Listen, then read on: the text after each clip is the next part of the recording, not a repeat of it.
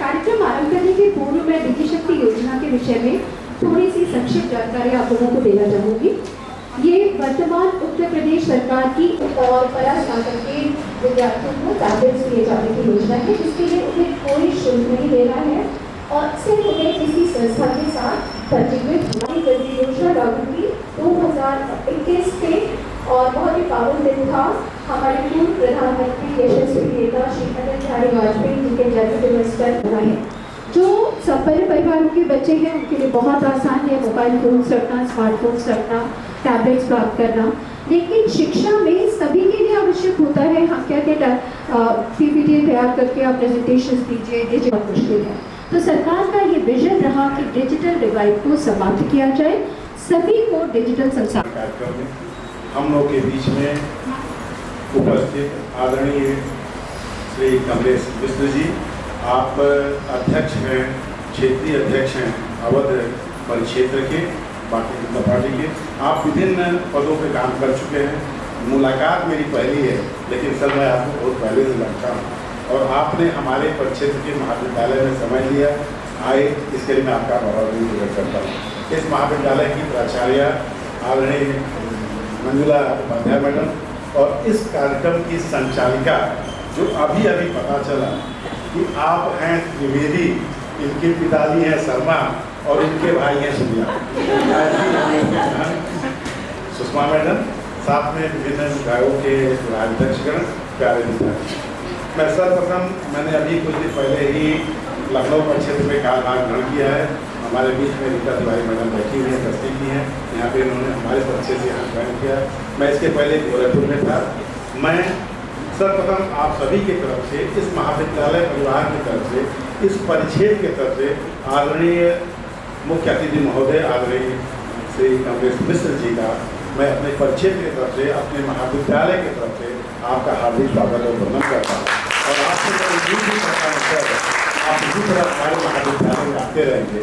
मैं आपको बताना चाहूँगा यह महाविद्यालय सर बच्चों के शिक्षा का यह महत्वपूर्ण केंद्र रहा है और बड़ी खुशी की बात है कि नए ग्रेजुएशन में आपने B++ प्राप्त किया है। मैं महाविद्यालय परिवार को बताया के साथ मैं आया हूँ। मैं चाहता हूँ कि आपके बीच में आऊँ। जो बच्चों को आज करने के यहाँ स्मार्टफोन मिलेंगे, आप जानते हैं भारत सरकार की यह महत्वपूर्ण योजना है, महत्वाकांक्षी योजना है। अपने आदरणीय प्रधानमंत्री जी का सपना है कि हम लोग डिजिटल रूप से मजबूत बने और तब तक ही डिजिटल रूप से तभी मजबूत बनेंगे जब हमारा प्रदेश, हमारा युवा डिजिटली मजबूत हो। उसी दिशा में वर्तमान सरकार में माननीय मुख्यमंत्री जी के नेतृत्व में यह विवेकानंद जी के युवा सशक्तिकरण योजना की स्कीम चलाई गई है। उसमें बहुत से बच्चों को हम लोगों ने स्मार्टफोन टैबलेट वितरण किया है और आशा है इसी तरीके के कार्यक्रम होते रहेंगे। जब मेरा युवा, हमारे प्रदेश का युवा डिजिटली मजबूत होगा तो निश्चित ही शिक्षा में हम आगे बढ़ेंगे और जो इनरोलमेंट रेशियो की हम बात कर रहे हैं उस इनरोलमेंट रेशियो में हमारा प्रदेश देश में अग्रणी होगा, वह आपके माध्यम से ही संभव होगा। समय कम है, मैं माननीय मुख्य अतिथि महोदय से क्षमा प्रार्थी हूँ कि सर आज एक समिति है विधायक महोदय होगी, उसमें मुझे अपना पक्ष रखने के लिए जाना है। मैं एक बार पुनः महाविद्यालय परिवार के प्रति आभार प्रकट करता हूँ, बच्चों के प्रति आभार प्रकट करता हूँ। आप लोग इसी तरह से अपना प्रदर्शन करते रहिए, शिक्षा में अच्छा करते रहिए। सरकार आपके साथ है, सरकार कहीं पीछे नहीं रहती। जो भी कमी होगी आप लोगों के माननीय हमारे जो प्रतिनिधि महोदय हैं उन लोगों की तरफ से पूरी प्रदेश सरकार आपके साथ है। जहाँ भी कोई कमी होगी हम लोग आपके साथ हैं। जो भी दिक्कत होगी इसी तरह हम लोग अच्छा करें, प्रदेश हमारा अच्छा होगा, राष्ट्र अच्छा होगा। जिस दिन राष्ट्र अच्छा होगा इस दिन जो सपना है हमारा विश्व गुरु बनने का, जिससे भी हम लोग उसमें आगे बढ़ेंगे। आज शुरुआत में मैं पहली बार अपने परिक्षेत्र के किसी महाविद्यालय में आया हूँ और आते ही बड़ा जब आपके कुछ कार्यक्रमों में बॉटनी का हूँ, मैडम जानती हैं, इनके पिताजी अंग्रेजी के हैं, तो मैं चाहता हूँ कि आपके महाविद्यालय में आऊँ। मैं पुनः सबके कृतज्ञता ज्ञापित करते हुए अपनी बात समाप्त करता हूँ। पुनः मौका मिलेगा हम लोग उपस्थित होंगे। सर क्षमा याचना के साथ बहुत बहुत धन्यवाद।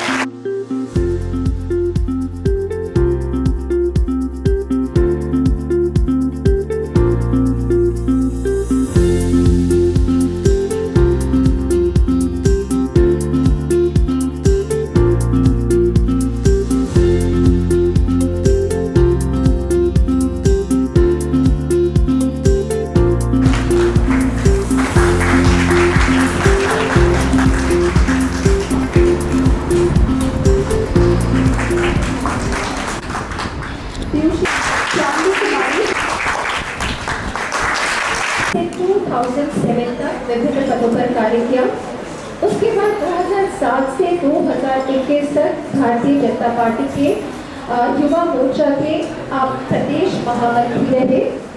21 से लेकर 23 तक आप भारतीय जनता पार्टी के अवध क्षेत्र के उपाध्यक्ष रहे और उस समय से लेकर अभी तक आप क्षेत्रीय अध्यक्ष हैं भारतीय जनता पार्टी।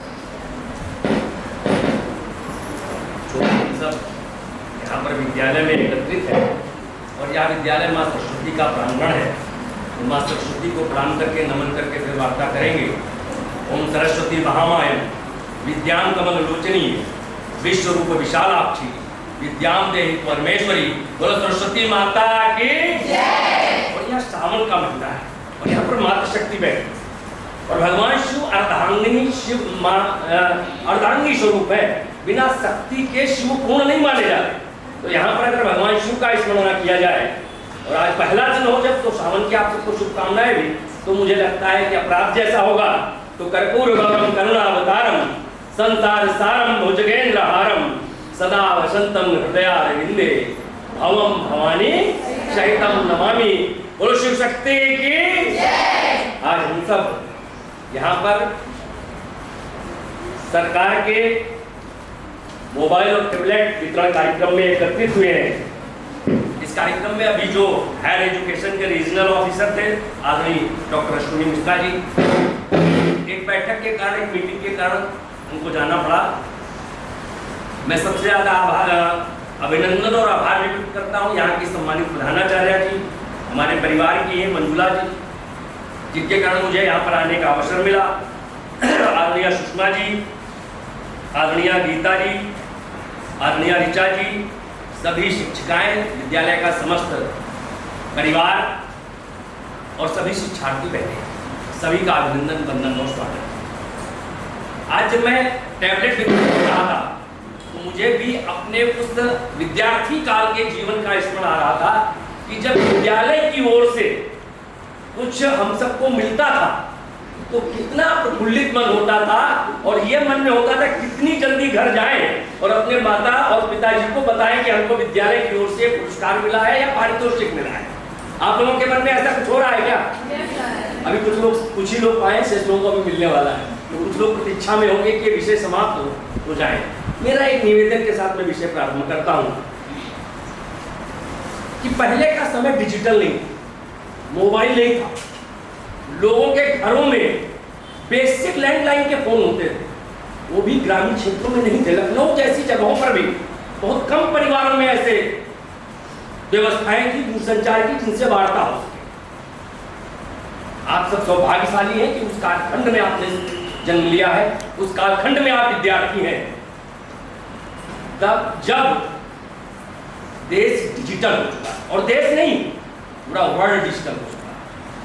आप इस जो मोबाइल दिया गया है, जो संसाधन जितना ज्यादा लाभकारी होता है वह उतना अधिक हानिकारक भी होता है। इसका उदाहरण आपने देखा है अभी, एक प्लेन क्रैश हुआ तो वह कम समय में दूरी तय करता है, लेकिन जब क्रैश हुआ तो उसमें से जो बहुत सौभाग्यशाली एक लोग थे वह उस प्लेन से बचे और दूसरा वैसे बचा जिनकी फ्लाइट लेट होने के कारण छूट गई। इसका उपयोग किस प्रकार से करना है, इस मोबाइल का अगर आपने अपने जीवन में सही तरीके से उपयोग किया, सकारात्मक भाव के साथ किया, तो यह आपके जीवन को आगे बढ़ाएगा। इसके माध्यम से आपको शिक्षा के लिए क्या क्या चीजें आवश्यक है उनके लिए उपयोग किया तो यह आपके जीवन को आगे बढ़ाएगा। लेकिन मुझे कहने में कोई संकोच नहीं है कि अगर आपने इस मोबाइल का दुरुपयोग किया तो यह आपके जीवन को गलत मार्ग पर भी ले जा सकता है कि नहीं। बहुत सारे न्यूज पे आप देखते होंगे, बहुत सारे समाचार पत्रों में चीजें देखते होंगे। मेरा एक निवेदन है कि जब कभी आपको कोई भ्रम होने लगे, जब आपका कोई मार्ग गलत हो, जब आप गलत रास्ते की तरफ चले, तो अपने माता पिता का इस्तेमाल। लखनऊ तो बहुत सक्षम है, लेकिन कुछ ऐसे परिवार के बच्चे भी होंगे यहाँ पर जिनके परिवार के लोग सक्षम नहीं है। माँ अपने बच्चे को 9 महीने गर्भ में पालती है। कहाँ पालती है? गर्भ में। और जब वो गर्भ में बच्चा आता है भ्रूण के रूप में, दिन से वह कल्पना करना शुरू करता है, उस दिन के माता पिता कल्पना करना शुरू करते हैं कि मेरी बेटी होगी या ये बेटा होगा तो भविष्य में मेरे परिवार का मेरा नाम रोशन करेगा। पैसा नहीं होता है अगर जन्म लेने के बाद अगर बच्चे ने बाथरूम कर लिया तो माँ उधर लेट जाती है और अपने बच्चे को सूखे में लेता है। सहमत है कि नहीं सहमत? और आगे जहां जीवन बढ़ता जाता है तो अपनी व्यक्तिगत आवश्यकताएं उस परिवार के लोग कम करते रहते हैं और अपने भविष्य जो अपना बच्चा होता है जिसके साथ वो भविष्य के सपने देखते हैं उनकी सारी आवश्यकताओं को परिपूर्ण करते हैं, कैसे भी करना। उनको अपनी दिनचर्या से अपने परिवार के अपने जो भी खर्चे काटने हो, जो आवश्यकता है, अपने आवश्यकताओं को कम करके अपने बच्चों को इनकी आवश्यकताओं को पूरा करते हैं, पढ़ने के लिए विद्यालय भेजते हैं। जब कभी आप भ्रमित हो, जब कभी आपको मार्ग अलग मार्ग पे जाने का, कहीं कोई भी भ्रमित हो सकता है, ये आयु ऐसी होती है। हम लोग उस आयु से यहाँ पर शिक्षा कर दिए और हम लोग भी उस आयु से निकल कर आए। तो मेरा ये निवेदन है कि इस डिवाइस के साथ साथ अपने जीवन को आगे ले जाएंगे तो बहुत आगे जाएंगे। और पहले तो बीच का एक कालखंड आया था, मैं उस कालखंड में जाना नहीं चाहता, मध्यकालीन युग में। उस कालखंड में कन्याओं का, बालिकाओं का जो शिक्षा थी वह वर्जित हो गई थी, ना के बराबर हो गई। लेकिन जो भारत का इतिहास है, जो संस्कृति है, उसमें गार्गी जैसी महिलाएं भी हुई है जो पुरुषों से विद्वता में कहीं ज्यादा आगे थी और बड़े बड़े विद्वानों को हराने का भी काम मातृशक्ति ने किया है, बहनों ने किया। उसका स्मरण करते हुए आगे बढ़ना है। स्वतंत्रता में भी हमारी बहनों का बड़ा योगदान रहा है। हम लोग छोटे थे तो एक पुस्तिका में पंक्ति आती थी झांसी की रानी के बारे में, आप सबने सुना है। और यहाँ पर सभी मातृशक्ति बैठी हुई। झांसी की रानी कोई अलग से नहीं आई, एक सामान्य परिवार में उनका भी जन्म हुआ था। इनमें से कोई भी कुछ भी बन सकता है, लेकिन अपने मन में वो भाव लेके चलना पड़ेगा, वह लक्ष्य तय करना पड़ेगा अपने को। अगर आप लक्ष्य तय करेंगे तो उस तरफ निश्चित रूप से आगे बढ़ेंगे। झांसी की रानी, पति का देहांत हो जाता है, राज्य का भार उनके सर पे आ जाता है, एक छोटा 4 वर्ष का बेटा होता है, अंग्रेज आक्रमण कर देते हैं और अंग्रेजों से सामना करने के लिए कल्पना करिए, उसको इमेज करिए, वह झांसी की रानी अपने घोड़े पर किस प्रकार से विराजमान होती है, अपने 4 वर्ष के बेटे को पीठ पर बांधकर और दोनों हाथों में तलवार लेकर कैसे दुश्मनों के बीच में जाती है और चीरती फाड़ती हुई आगे निकलती है। वह झांसी की रानी को हम सबके लिए प्रेरणा, उस भाव के साथ हमको आगे बढ़ना चाहिए। आज अंतरिक्ष में भी बहनें हमारे आगे जा रही, चाहे तीनों प्रकार की सेनाओं में, चाहे पुलिस बल हो, ऐसा कोई क्षेत्र नहीं, चाहे राजनीतिक क्षेत्र हो जहां पर बहनें ना हो। लेकिन आपको अपना लक्ष्य तय करना पड़ेगा। मैं आप सबको इस अवसर पर शुभकामनाएं देता हुआ, हमारी सरकार भी, चाहे डबल इंजन की सरकार, चाहे योगी सरकार हो, चाहे मोदी सरकार हो, मैं क्योंकि भारतीय जनता पार्टी का क्षेत्रीय अध्यक्ष हूं, 15 जिले, 82 विधानसभाएं, 16 लोकसभाओं का प्रतिनिधित्व करता हूँ। यहाँ कोई राजनीतिक कार्यक्रम नहीं है, लेकिन फिर भी मैं कहूंगा कि बिना भेदभाव के हम सब काम करते हैं। पहले की सरकारें थी कि इनको मोबाइल आएगा तो इनको मिलेगा, इनको नहीं मिलेगा, साइकिल होगी तो इनको मिलेगा, इनको नहीं मिलेगा। यहाँ पर जिस समाज के, जिस धर्म के, जिस वर्ग के लोग बैठे हैं, हमारी डबल इंजन की सरकार किसी के साथ भेदभाव नहीं करती है। जो एक का जब प्रधानमंत्री जी बात करते हैं तो 1 अरब 40 करोड़ लोगों की बात करते हैं और वह कहते हैं कि जब 1 अरब 40 करोड़ लोग एक कदम आगे बढ़ेंगे तो भारत 1 अरब 40 करोड़ लोग कदम आगे बढ़ेगा। इस भाव के प्रधानमंत्री जी ने कहा है कि 2047 तक भारत को विकसित राष्ट्र बनाना है और यह विकसित राष्ट्र चूंकि आधी आबादी महिलाओं की है, मातृशक्ति की है, उनके आगे बढ़े बिना यह राष्ट्र विकसित बन नहीं सकता। आप सबका आह्वान करता हूं कि आपने जिस क्षेत्र में जाने का मन बनाया है उसमें प्रवीणता प्राप्त करें, उसमें आगे बढ़े।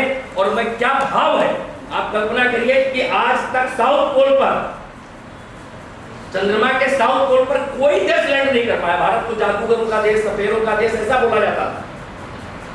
भारत के चंद्रयान 3 वहां गया और साउथ पोल पर लैंड किया और उस स्थान का मातृशक्ति के लिए मोदी जी के मन में कितना स्नेह है और कितना सम्मान करते हैं। उस स्थान का नाम क्या रखा जिसमें लैंड किया? क्या नाम रखा? शिव शक्ति। तो मेरा आग्रह है, यह सरकार आप सबका आह्वान करती है कि हम कई बार हम अधिकार की बात करते हैं, हम भारत के नागरिक हैं तो हम अपने अधिकारों की बात करते हैं, लेकिन जब हम अधिकार की बात करते हैं तो हमारे परिवार के प्रति जिस प्रकार के कर्तव्य होते हैं, अपने माता पिता के प्रति होते हैं, उसी प्रकार से देश के प्रति भी हमारे कुछ कर्तव्य होते हैं। उन सब कर्तव्यों का निर्वहन भी हम सबको करना होता है। मैं इस शुभकामना के साथ कि इसमें से कोई IAS, IPS, इंजीनियर, साइंटिस्ट, जिस क्षेत्र में आप लेना चाहते जाएं, राजनीतिक क्षेत्र में भी आगे बढ़े, सुषमा स्वराज बने। मैं सुना है ना सुषमा स्वराज को आप लोगों ने, इस प्रकार से बोलती थी, देश के लिए, संस्कृति के लिए, सभ्यता के लिए। जिस क्षेत्र में जाना चाहते हैं प्रवीणता हासिल करते हुए आगे बढ़े। 2 पंक्तियां आप सबको समर्पित करते हुए अपनी बात को समाप्त करता हूं कि जो होता है वह होने दो, जो होता है वह होने दो, यह कायरपूर्ण कथन है।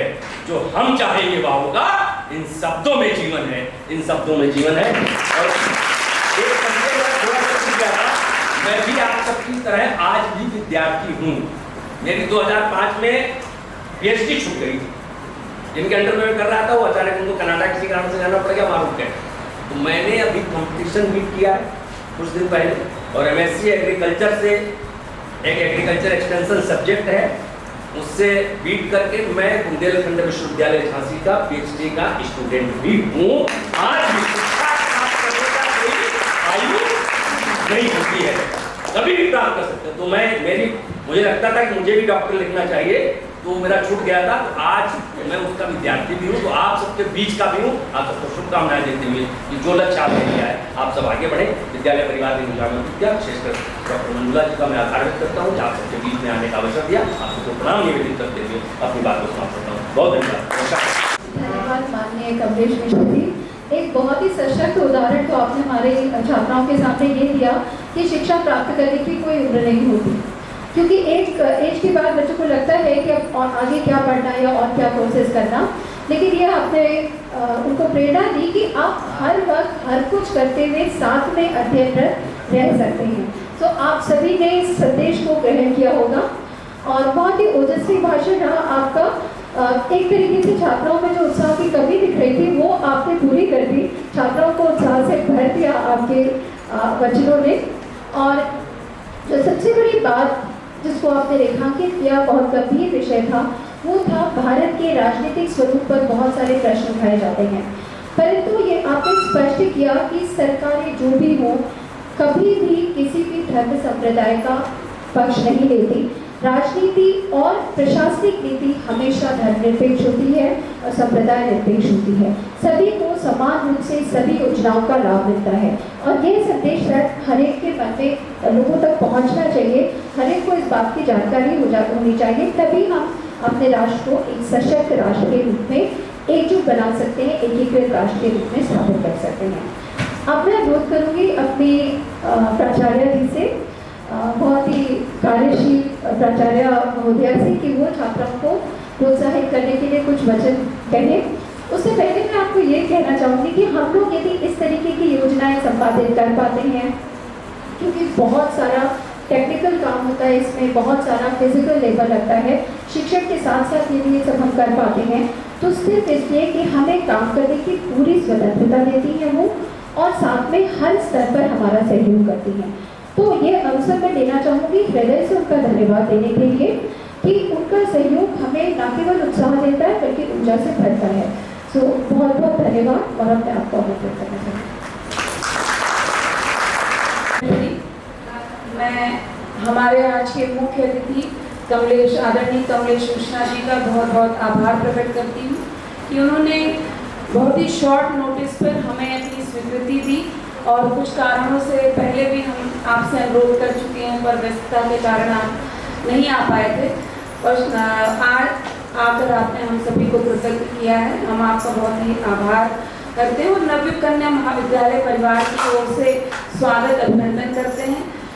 क्योंकि अभी सत्र का ब्रेक चल रहा है, इस वजह से वो उत्साह आपको शायद महाविद्यालय में नहीं दिख रहा होगा, पर हम फिर से कभी पूर्ण सत्र जब पढ़ाई लिखाई हो रही होगी तब आपको फिर से आमंत्रित करेंगे।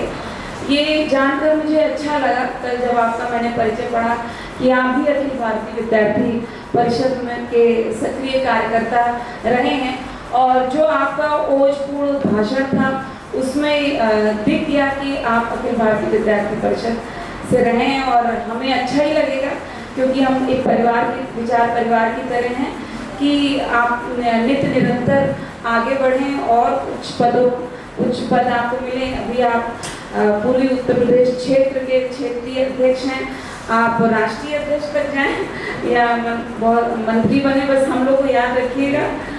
और आपने बहुत ही शुभेच्छा हमारी छात्राओं को दी। हमारे दूसरे विशिष्ट अतिथि डॉक्टर अश्विनी मिश्रा जी, अभी ही कुछ समय पहले उनका यहाँ लखनऊ में ट्रांसफ़र हुआ है और उच्च शिक्षा से हम लोग क्योंकि जुड़े, तो हमारे सारे काम क्षेत्रीय कार्यालय से ही पढ़ते हैं। और मैंने पहले तो उनसे किसी काम के लिए ही फ़ोन किया था, तो आप बहुत ही विनम्र शैली थी आपकी बात करने की, तो उससे मेरे अंदर भी ये उत्साह आया कि मैं आपको आमंत्रित कर सकूं। इतनी शॉर्ट नोटिस पे परसों मैंने आपसे आग्रह किया और आप हमारे बीच आप उपस्थित रहे। आज शासन की उनकी आवश्यक मीटिंग थी 12:30 बजे से, इसलिए उनको जाना पड़ा। तो मैं आपका भी स्वागत, अभिनंदन और आपको धन्यवाद देती हूँ। हमारी बहुत ही एक्टिव नोडल ऑफिसर, क्योंकि हम लोग उस युग से हैं जब कंप्यूटर्स और टेक्निक्स आई थी, मतलब वो शुरुआत हुई थी, पर हम लोग उतने हाईटेक नहीं हैं। फिर भी आपकी पूरी जो टीम है, जिसमें कुछ टेक्निकल लोग भी हैं, डॉक्टर सुनीता सिंह हैं, डॉक्टर नेहा अग्रवाल हैं, डॉक्टर अरिमा पांडे, मतलब जो युवा हमारे यहाँ की शिक्षिकाएं हैं, आप उनके हेल्प से इस कार्य को बहुत ही अच्छे से क्रियान्वित कर रही हैं। मैं आपको बताना चाहूँगी कमलेश जी की अभी 2-3 महीने पहले अचानक ही आदेश आया कि मोबाइल डिस्ट्रीब्यूशन 31 मार्च से पहले शायद होना था, और 2 दिन के अंदर हमारे यहाँ 1300 मोबाइल बांटे गए। जबकि ये सिर्फ मोबाइल देने की प्रक्रिया नहीं है, इसके पहले इसकी पूरी मैपिंग वगैरह होती है और तब ये दिया जाता है। और आपकी पूरी टीम ने बहुत ही अभिनंदनीय कार्य किया है। आपके लिए जोरदार छात्राओं को मिला है, कम से कम आपको तो जोरदार तालियां बजानी चाहिए। मैं हमारे यहाँ की वरिष्ठ शिक्षिकाओं, सभी शिक्षिकाओं और शिक्षणेतर कर्मचारियों और जिन लाभार्थी छात्राएं हैं, मैं आप सभी का हार्दिक स्वागत, अभिनंदन और धन्यवाद देती हूँ कि आज छुट्टी के समय भी आप यहाँ पर उपस्थित हुए। जैसा कि स्वामी विवेकानंद हमारे आदर्श हैं, खासतौर पे युवा की, वो कहते थे कि आप मुझे 100 युवा दीजिए तो मैं पूरा देश बदल सकता हूँ, उसकी एक तस्वीर बदल सकता हूँ। और आपको कमलेश जी ने बार बार आग्रह किया कि कोई भी चीज़, जैसे आपको मोबाइल मिला है या टैबलेट मिलता है, तो आप उसका सकारात्मक प्रयोग करेंगे तभी उसके सकारात्मक परिणाम आपके जीवन में दिखाई देंगे, वरना आप पूरे दिन उसमें अपना रील्स और इसी समय बर्बाद भी कर सकते हैं। पर आपको मोबाइल्स अगर मिले हैं और गवर्नमेंट की ये मंशा है कि हमारे छात्र छात्राएं जो डिजिटल हो, डिजी शक्ति के माध्यम से उन्होंने आपको ये उपलब्ध कराया है, तो उसका आप किस प्रकार से ऑप्टिमम यूज़ कर सकते हैं, ऑप्टिमम यूटिलाइजेशन हो सकता है, उसको आप करें, क्योंकि रिसोर्सेज का ऑप्टिमम यूटिलाइजेशन ही हमारी प्रोडक्टिविटी और प्रोडक्शन को बढ़ाता है। तो आपको जीवन में अभी सब कुछ करना है। जैसा कि सर ने बताया कि वो अभी भी PhD में अध्ययनरत हैं, उनके पास अच्छा खासा कार्य है, इतने बड़े क्षेत्र के आप अध्यक्ष हैं, वर्तमान में जिसकी जो सरकार है, जिस पार्टी की, भारतीय जनता पार्टी के, उसके क्षेत्रीय अध्यक्ष हैं। फिर भी आपके अंदर ये पढ़ने की लालसा है कि आपको था कि हमारे नाम के आगे डॉक्टर लगे, तो इसलिए आप अभी भी हमारा अखिल भारतीय विद्यार्थी परिषद एक तरीके से विद्यार्थियों का संगठन है, तो उसमें शोधार्थी भी रहते हैं, तो आप ये जज्बा आपको वहीं से मिल सकता है। तो मेरा आप सभी छात्राओं से भी आग्रह है कि आप सिर्फ ग्रेजुएशन करके ये मत सोचिए कि बस मेरा काम पूर्ण हो गया। आप हायर एजुकेशन में जाइए। ठीक है, आप कोई परिवार की सबकी परिस्थितियाँ अलग होती हैं, हो सकता है कोई पार्ट टाइम जॉब आपको करना पड़ रहा हो, तो बहुत सारी ओपन यूनिवर्सिटीज़ हैं जहाँ से आप अपनी शिक्षा को आगे बढ़ा सकते हैं।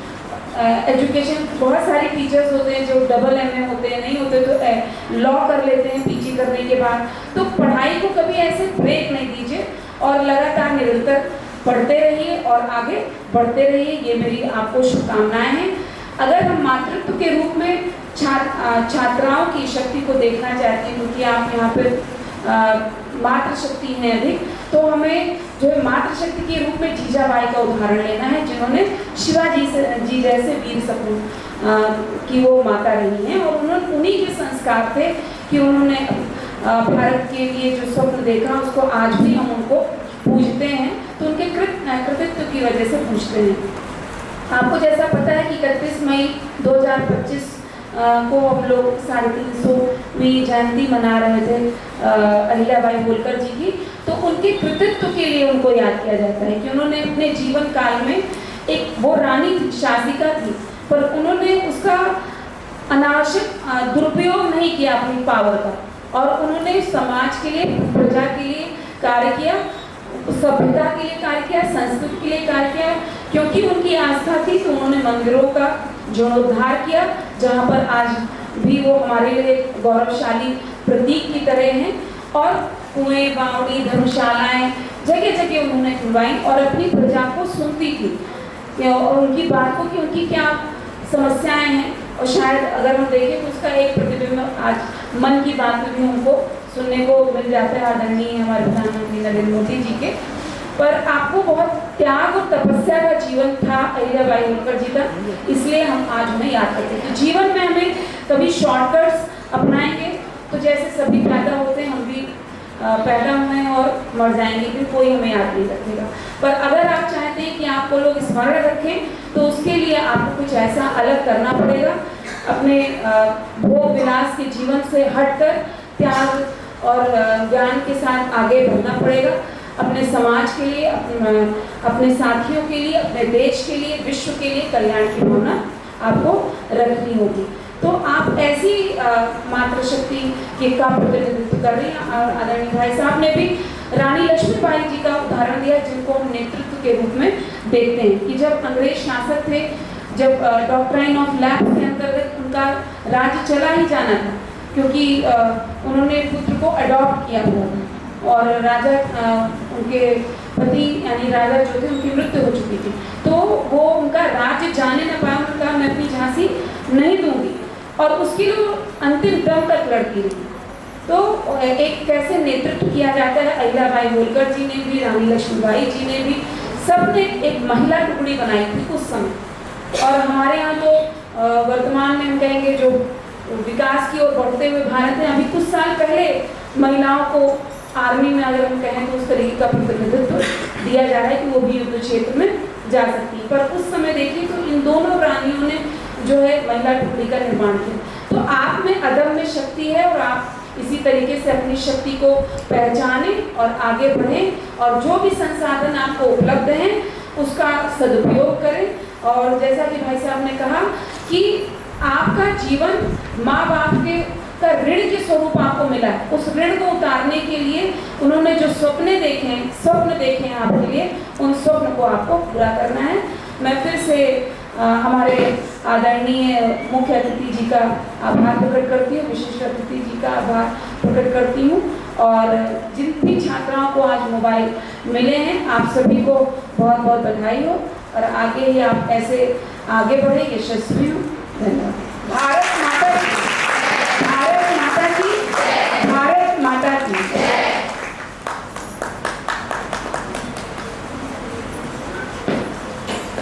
धन्यवाद की औपचारिकता निभाते हुए सबसे पहले तो मैं अपने मुख्य अतिथि महोदय को हार्दिक धन्यवाद महाविद्यालय परिवार की ओर से करना चाहती हूँ, क्योंकि ऐसे समय में जबकि आपकी व्यस्तता बहुत अधिक थी, फिर भी बहुत कम समय के आग्रह पर आप महाविद्यालय में न केवल उपस्थित हुए बल्कि आपने भरपूर समय दिया हमारे कार्यक्रम की शोभा बढ़ाने के लिए। इसके लिए मैं आपका हार्दिक धन्यवाद करती हूँ, और विशेष रूप से आपके उचित से भाषण के लिए जिसने कार्यक्रम में जोश भर दिया। हमारे डॉक्टर अश्विनी कुमार मिश्रा बहुत ही सरल व्यक्तित्व के कर्तव्यनिष्ठ ईमानदार अधिकारी के रूप में उनकी प्रतिष्ठा है, और उन्होंने भी उनको एक मीटिंग में जाना था जैसा उन्होंने स्वयं बताया, फिर भी वो समय पर महाविद्यालय में आए और उन्होंने कुछ समय हमारे कार्यक्रम को अवश्य दिया। तो उनका भी मैं हार्दिक धन्यवाद व्यक्त करना चाहती हूँ। और हमारा एक बहुत करीब का व्यक्तिगत परिचय भी निकला डॉक्टर मिश्रा के साथ। पारिवारिक मित्र वो मुझे पहचान भी गए, 30 साल बाद उन्होंने मुझे देखा था। इसके बाद जो धन्यवाद मैं करना चाहूँगी वो अपनी टीम के सभी सदस्यों का, कि किसी ने कभी भी किसी काम काम के लिए मना नहीं किया। जो भी चुनौती सामने आई, चाहे वो इकाना स्टेडियम में लाखों की भीड़ के बीच में अपने स्टूडेंट्स को कई किलोमीटर पैदल चल कर के ले जाना, उन्हें स्मार्टफोन दिलवाना, ला कर के कॉलेज में सुरक्षित पहुंचाना। हम और अड़मा तो रात के 11 बजे तक रहे, क्योंकि कुछ बच्चों के पेरेंट्स उसको लेने के लिए आ रहे थे। तो आज डॉक्टर मनमीत कौर सोनी हमारे यहाँ पर कार्यक्रम में नहीं है, लेकिन मैं उनका विशेष रूप से धन्यवाद करना चाहूँगी उनके हर समय के सहयोग के लिए। हमारी टीम की doctor Adma Pandey, doctor Neha Agarwal, doctor Sunita Singh, doctor Abha Pal, doctor Chandrapreet Kaur और प्रतिभा चौहान आज नहीं है क्योंकि वो अस्वस्थ है। मैं उन सभी का हृदय से धन्यवाद व्यक्त करना चाहती हूँ। और दूसरा स्तर आता है हमारे ऑफिस की टीम का। ऑफिस के लोगों का बहुत सहयोग होता है, इसलिए भी हमें उनकी ज़रूरत पड़ती है क्योंकि वो बहुत टेक्निकल लोग हैं। उसमें जो टीम के कोर मेंबर हैं, श्री जितेंद्र अस्थाना जी समय समय पर डेटा अपलोड करना आदि सारे कार्य वो समय से करते हैं। उसके बाद अविनाश मिश्रा, संतोष यादव, साथ में ऑफिस के अन्य सदस्य, मैं उन सबका, ऋचा जी, रजनी सक्सेना जी, श्वेता सूरी, विशेष रूप से आप सभी का मैं बहुत दिल से धन्यवाद व्यक्त करना चाहती हूँ आपके सहयोग के लिए। आज छुट्टी का शायद अंतिम चरण चल रहा है और एक दिन पहले कॉलेज आना बहुत कष्टप्रद लगा होगा सबके लिए, लेकिन फिर भी हमारे आग्रह पर हमने बहुत विनम्र आग्रह किया, प्राचार्य जी ने आग्रह किया, तो जो लोग भी उपस्थित हुए हमें पता है कि वो कितना बड़ा सेक्रीफाइस करके आए हैं, तो उनके लिए तो विशेष धन्यवाद होता है। डॉक्टर गीताली रस्तोगी वरिष्ठ प्रवक्ता हैं राजनीति शास्त्र विभाग की, professor Richa Pandey, professor Manju Gupta, professor Rashida Thakur, professor Seema Pandey, professor Neeta Tiwari, Neetam Yadav, doctor Ankit Soni, Mamta Verma, आप सभी लोग जिनके नाम छूट ही रहे होंगे, मनीषा बरौनिया, निशि गुप्ता, प्रोफेसर ज्योत्सना गौतम, आप सबका बहुत बहुत धन्यवाद इस कार्यक्रम में आने का। सभी छात्राओं को धन्यवाद भी और बधाई भी, लेकिन एक आपसे ड्यू है कि आप बहुत जोरदार चाहते बताइए एक बार।